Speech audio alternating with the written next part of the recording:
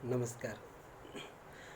आइए ज्योतिष के चर्चा के विषय को आगे बढ़ाते हैं एक नए विषय के साथ अपने एस्ट्रोरा चैनल के साथ, आप सबके साथ।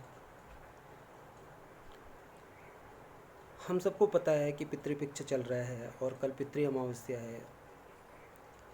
कल मोक्ष अमावस्या भी बोलते हैं, अस्मिन अमावस्या भी बोलते हैं। तो क्यों ना आज इसी विषय पे चर्चा किया जाए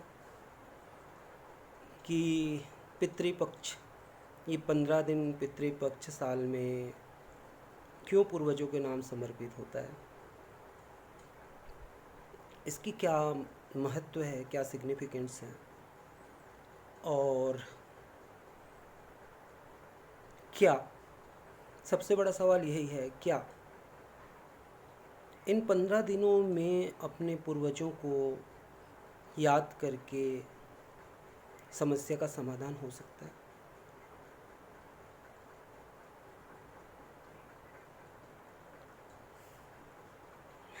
पता है मुझे आप सबके मन में बहुत सारा जिज्ञासा है, बहुत सारे क्वेश्चंस हैं कि आगे मैं क्या बोलने वाला हूँ, और थोड़ा विद्रोही हूँ।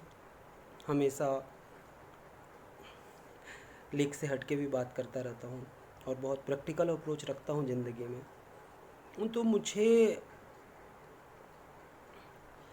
पितृपक्ष ये हमारी एक संस्कार है, हमारी एक रिचुअल्स हैं जो हमारे पूर्वजों ने, हमारे धर्म ग्रंथों ने बताया है कि जो भी पूर्वज जिनकी मृत्यु हो चुकी है उन्हें याद करके उनको सम्मान देने का एक जरिया है, एक तरीका है। पर क्या हमें नहीं लगता कि जब हमारे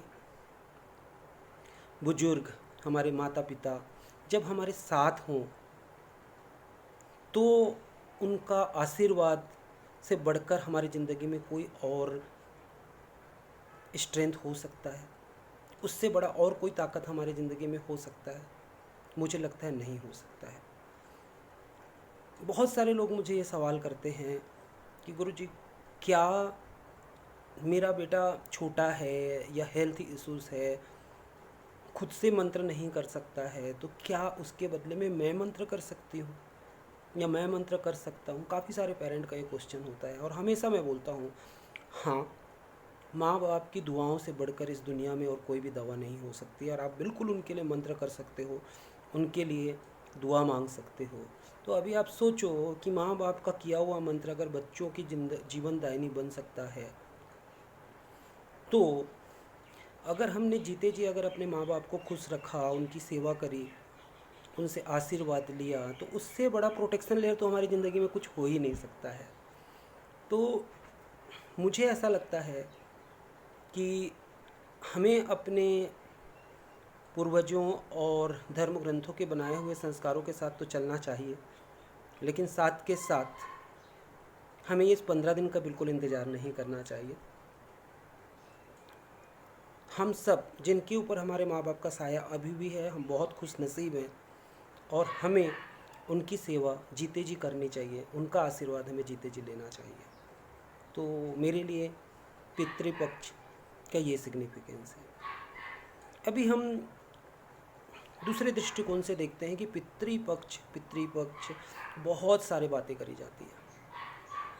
साथ के साथ आपने सोचा होगा, मेरे साथ भी जब भी बात होती है, बहुत सारे ज्योतिष के पास अब जब जाते हो तो हमेशा ये बात होती है कि पितृदोष है, पितृदोष है। पितृदोष क्या है, क्यों आता है, कभी सोचा है आपने? और इस टॉपिक पे ही मैं बात करना चाहता था आज, इस वजह से ये वीडियो बनाई है मैंने अपने रिश्तेदारों में, अपने सोसाइटी में आजकल बहुत कुछ देखा है कि माँ बाप के डेथ होने के बाद लोग 10 दिन भी वेट नहीं करना चाहते, उनको ऑफिस जाना है, उनकी समय बहुत कीमती है, और शॉर्टकट में उनकी अंतिम संस्कार, उसकी पिंडा विधि कहीं पे 3 दिन में, कहीं पे 5 दिन में भी करी जाती है। तो 10 क्रम की जो विधि होती है या 13वीं की जो विधि होती है, उस विधि को भी हम शॉर्टकट करते जा रहे हैं। आपको पता है इसका दुष्परिणाम क्या है? पितृदोष। ये जो हम आज बहुत सारे समस्याओं से जूझ रहे हैं, delay marriage, delay child, health issues, सुख की कमी। आपने कभी सोचा कि हमारे पेरेंट हमारे इतने हमसे कम पैसा कमाते थे, कम संपन्न थे, कम सुविधा थी, but that index, happiness index, that was always better than us. क्यों? क्योंकि उस समय संयुक्त फैमिली हुआ करती थी और कहीं ना कहीं से हम अपने माँ बाप के काम आया करते थे और हम अपने बुजुर्गों की सेवा किया करते थे। आज न्यूक्लियर फैमिली है।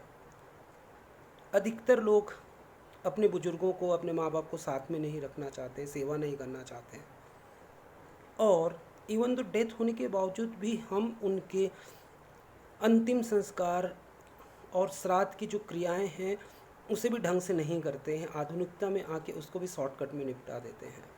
तो भाई पितृदोष तो आता ही इसी वजह से है कि आपके पूर्वजों में अगर किसी का एक्सीडेंटल डेथ हुआ है, अर्ली डेथ हुआ है, सुसाइडल केस है, जिनकी अंतिम संस्कार अगर अच्छे तरीके से नहीं करी गई है, तो उसका दोष सिर्फ उस जनरेशन को नहीं पड़ता है दोस्तों, आने वाली कई पीढ़ियों को उनका उस दोष को झेलना पड़ता है, उन समस्याओं से जूझना पड़ता है।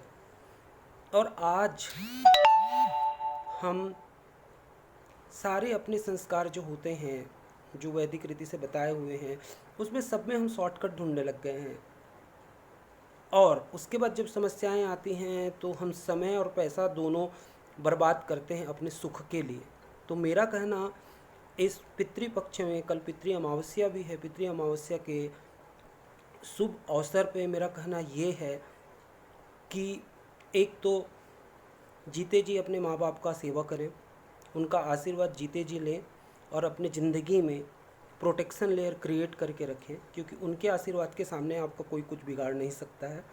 दूसरा, अगर हमारे घर किसी बुजुर्ग का या किसी की भी देहावसान होता है तो उसकी अंतिम संस्कार बिल्कुल रीति रिवाज के साथ किया जाना चाहिए, चाहे वो किसी भी धर्म का हो, किसी भी समुदाय का हो।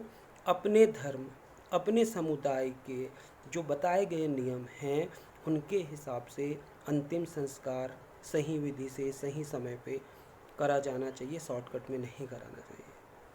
तो इसी संदेश के साथ आज मैं अपनी चर्चा को यहीं विराम देता हूँ।